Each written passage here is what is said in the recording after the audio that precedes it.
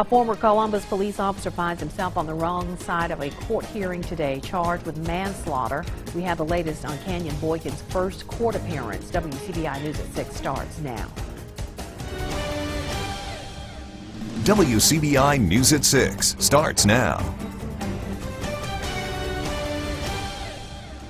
Good evening, everyone. Thank you for joining us. Former Columbus police officer Canyon Boykin is free on bond tonight. He was served a manslaughter indictment today. Boykin is charged in connection with the shooting death of Ricky Ball after a traffic stop last October. WCBI's Joey Barnes has been following the story for months. He's joining us now live in the studio with more on today's proceedings. Joey. Andrea, Judge Jim Kitchen set bail in an arraignment hearing at the Lowndes County Courthouse. Boykin was indicted on Wednesday, but today's proceedings are just the beginning of the legal process in a criminal trial.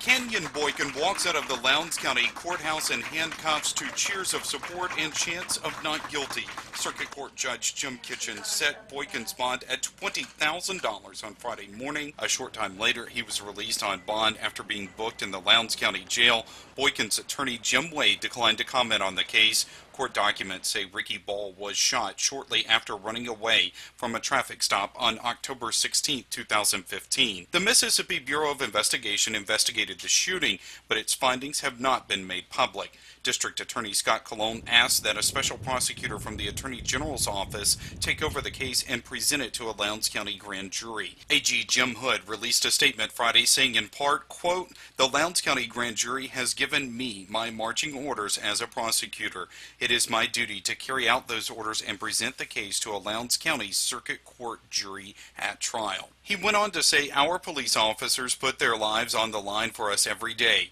We owe it to them and to our citizens to see that the highest standards of conduct are always met." Boykin's trial is officially set for November 28th. However, historically, trials do not always go to a jury during the first term of court after an indictment.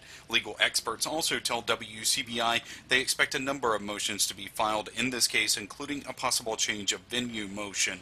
If that is granted, the case could be moved out of Lowndes County. However, it's too early to know if that will happen. Boykin was on the force for 3 years before being fired after the shooting. His civil lawsuit against the city of Columbus has been put on hold while the criminal process continues.